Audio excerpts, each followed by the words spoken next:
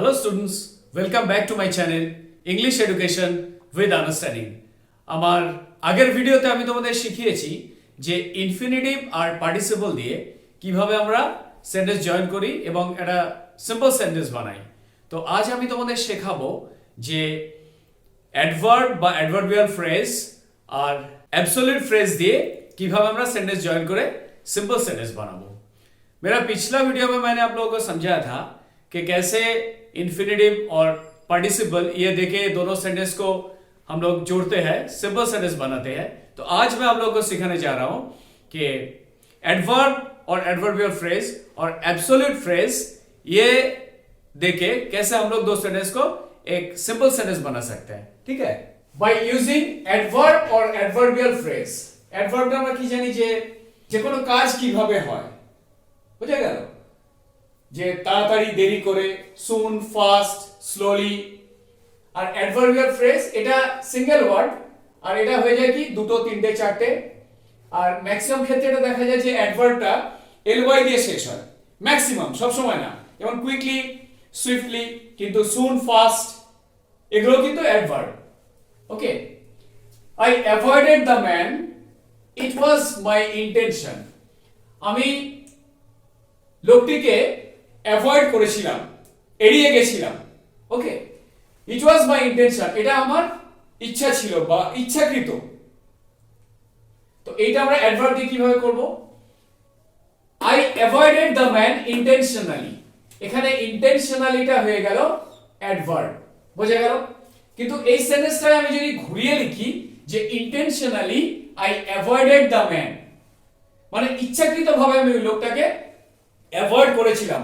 এই ইন্টেনশনালিটা শুরুতেও আনতে পারি, শেষেও লিখতে পারি। শুরুতে আনলে কি আমাকে এটা কমা দিতে হবে, বোঝা গেল? Number 2, they kill the thief, তারা চোরটাকে মেরে ফেলেছিল। ইট ওয়াজ আনলফুল, আর এটা ছিল কি বেআইনি, মানে আইন নিজেদের হাতে নিয়ে তারা মেরে ফেলেছিল। তাহলে এখানে আমি অ্যাডভার্ব দিয়ে করলে কি হবে? দে কিল দ্য থিফ আনলফুলি, তারা বেআইনি ভাবে চোরটাকে মেরে ফেলেছিল। আবার আনলফুলি যদি আমি আগে আনি যে আনলফুলি দে কিল দ্য থিফ, দুটোই ঠিক, বোঝা গেল?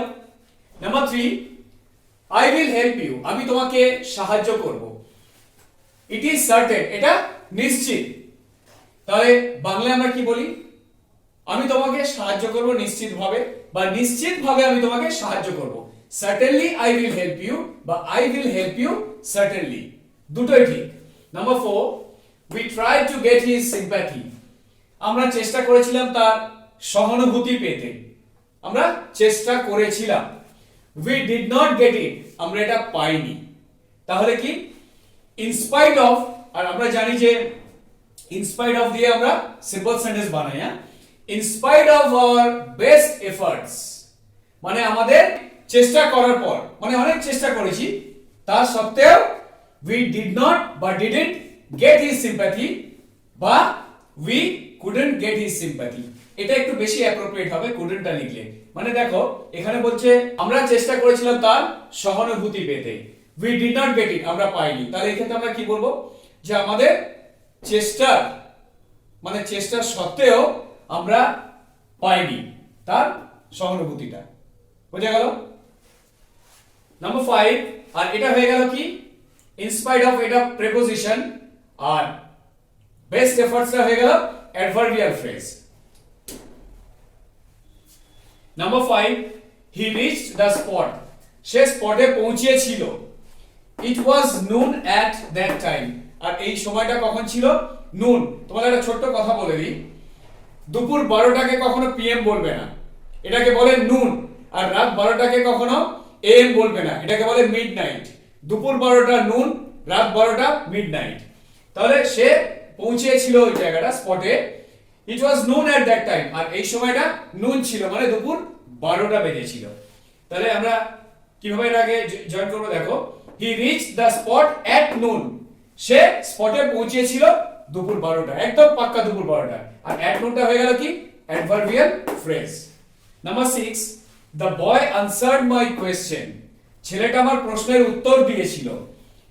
হিজ আনসার ওয়াজ কারেক্ট, তার উত্তরটা ছিল সঠিক।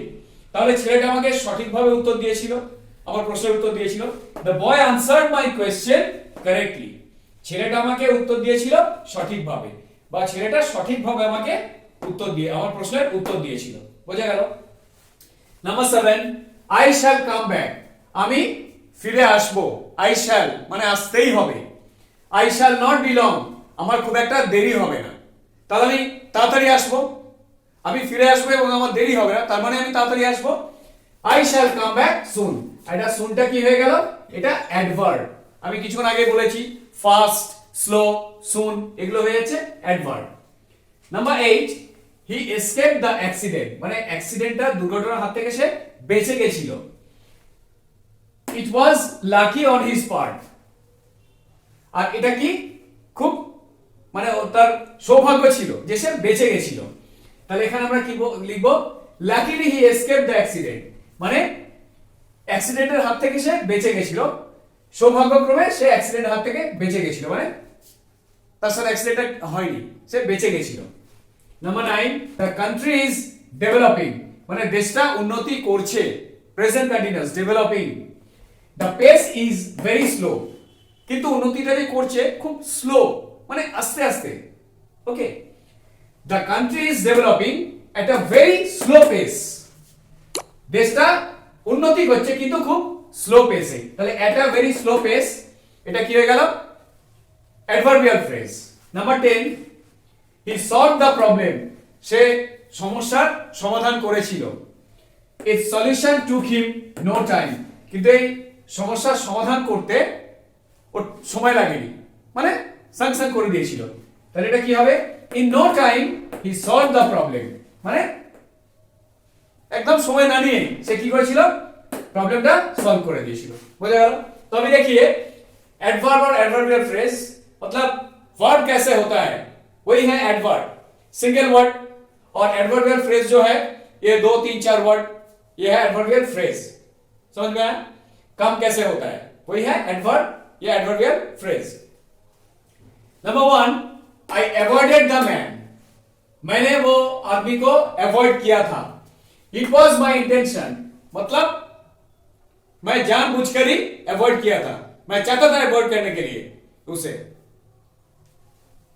तो ये कैसे मैं ज्वाइन किया इधर I avoided the man intentionally मैं जानबूझ के वो आदमी को अवॉइड किया था अगर ये इंटेंशनली शुरू में भी डाले तो ये सही है कोई बात नहीं intentionally I avoided the man ये जो है ये है adverb number 2 they killed the thief वो लोगों ने चोर को मार दिया था it was unlawful और ये जो है गैर कानूनी है ठीक है they killed the thief unlawfully मतलब वो लोग गैर कानूनी से वो चोर को मार दिया था अगर ये unlawfully सामने मैं लाऊं कि unlawfully they killed the thief ये भी करेक्ट है लेकिन सामने लाने से एक कॉमा हो जाएगा unlawfully के बाद number 3 I will help you मैं तुम्हें मदद करूंगा इट इज सर्टेन यह निश्चित है मैं तुम्हें मदद करूंगा तो निश्चित रूप से मतलब certainly I will help you मैं तुम्हें मदद करूंगा अगर मैं ये लिखूं I will help you certainly वो भी करेक्ट है number 4 we try to get his sympathy हम लोग मतलब कोशिश किए थे उसका सिंपैथी पाने के लिए we did not get it लेकिन हम लोग को मिला नहीं था in spite of our best efforts मतलब बहुत कोशिश करने के बावजूद we didn't या we couldn't get his sympathy अगर ये हम लोग लिखेंगे couldn't ये ज्यादा एप्रोप्रिएट होगा कि हम लोग बहुत कोशिश करने के बावजूद भी उनका सिंपैथी नहीं मिला ठीक है number 5 he reached the spot पर उसने पहुंचा था it was noon at that time और ये जो समय था ये noon मतलब दोपहर 12 बजे दोपहर 12 बजे को हम लोग नून कहेंगे नॉट 12 PM और रात 12 बजे को हम लोग 12 AM नहीं कह सकते हैं वो है मिडनाइट और ये है नून तो क्या लिखेंगे हम he reached the spot at noon क्या है adverbial phrase number 6 the boy answered my question वो लड़का ने मेरा जो प्रश्न है उसके साथ उत्तर दिया था his answer was correct और उसने जो उत्तर दिया था वो सही था तो क्या होगा ये the boy answered my question correctly ठीक है और ये क्या है ये है adverb correctly number 7 I shall come back मैं आ जाऊंगा मैं आऊंगा आई शैल नॉट बी लॉन्ग, मेरा देर नहीं होगा। आंसर क्या होगा? आई शैल कम बैक सून, मतलब मैं जल्दी आ जाऊंगा। और सून क्या है? यह है adverb. Number 8, he escaped the accident, मतलब एक्सीडेंट से वो बच गया था।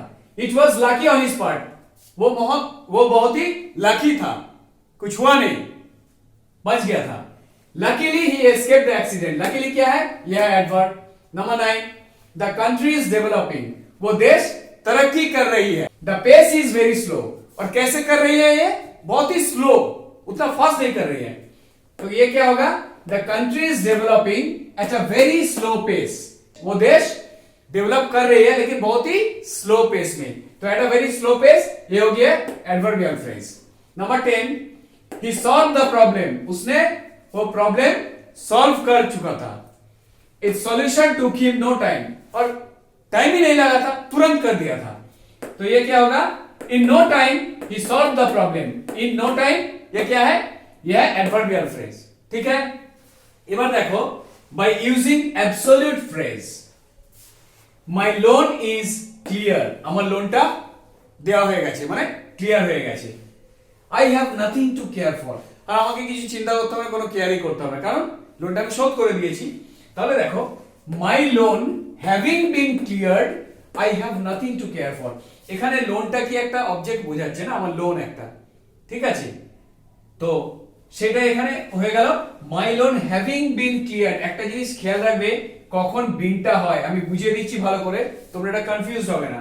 মাই loan having been cleared, I have nothing to care for, বোঝা গেল? Number 2, the meeting was over, মিটিংটা কিছুজন করছিল, তাই তো? 2 জন 4 জন 5 জন মিটিংটা চলছিল, তারা মিটিংটা করছিল। দ্য মেম্বার্স ডিসপার্সড, মিটিংটা যখনই শেষ হয়েছিল তারপর যে মেম্বার ছিল তারা এদিক ওদিক চলে গেছিল, বোঝা গেল? The meeting having been over, এখানেও আমি কিন্তু বিন লিখেছি, হ্যাঁ। The meeting having been over, the members disperse, বোঝা গেল? अभी देखिए, by using absolute phrase, number 1, my loan is clear, मेरा कुछ लोन था वो मैंने क्लियर कर दिया, मतलब चुका दिया। I have nothing to care for, और सोचने का कुछ बात नहीं है, ठीक है, वो मैं दे दिया। माई लोन हैविंग बीन क्लियर, मतलब ये जो लोन है, ये देखिए मैं यहां लिखा माई लोन हैविंग क्लियर नहीं, ये जो लोन था, पैसा लिया था, वो दे दिया। तो my loan having been clear, I have nothing to care for, ठीक है। Number 2, the meeting was over, meeting सब कर रहे थे, मीटिंग चल रहा था, वो खत्म हो जाने के बाद ही द मेंबर्स डिस्पर्स, जो मेंबर्स थे जो मीटिंग में थे वो लोग इधर उधर चले गए। The meeting having been over, the members dispersed. Number 3, the traveler lost the direction, মানে traveler ওই দিকটাকে হারিয়ে ফেলেছিল। He went on searching for a shelter, তারপর সে কি করেছিল? একটা আশ্রয় খুঁজছিল, বুঝা গেল? Having lost the direction, এখানে এটা কোনো অবজেক্ট বোঝাচ্ছে না, ঠিক আছে? সেজন্য having lost the direction, having এখানে বিন হবে না, having lost the direction মানে দিকটা হারিয়ে ফেলে, the traveler went on searching for a shelter, সেই পথিকটা ট্রাভেলারটা একটা আশ্রয় খুঁজছিল। Number 4, my father is ill, আমার বাবা অসুস্থ। I have to do everything myself, আমাকে সবকিছু নিজে থেকে করতে হবে। ওকে, তাহলে এখানে বলছে দেখো, being my father ill, একটা জিনিস এখানে বোঝাচ্ছি, ভালো করে বোঝো। being my father ill, আমার বাবা অসুস্থ বলে I have to do everything myself, আমাকে সবকিছু নিজে থেকে করতে হবে। এখানে যদি বলি my father being ill, আমার বাবা যদি কিছু করে, তাহলে সেখানে আমি বলবো যে my father being ill, আমার বাবা অসুস্থতার সাথেও সে অফিস যায় বা অফিস গেছে, বুঝা গেল? এখানে যেহেতু কাজটা আমি করেছি, আমার বাবা অসুস্থ, সেজন্য আমাকে সব কাজ করতে হয় নিজে থেকে, সেজন্য বিং মাই ফাদার ইল।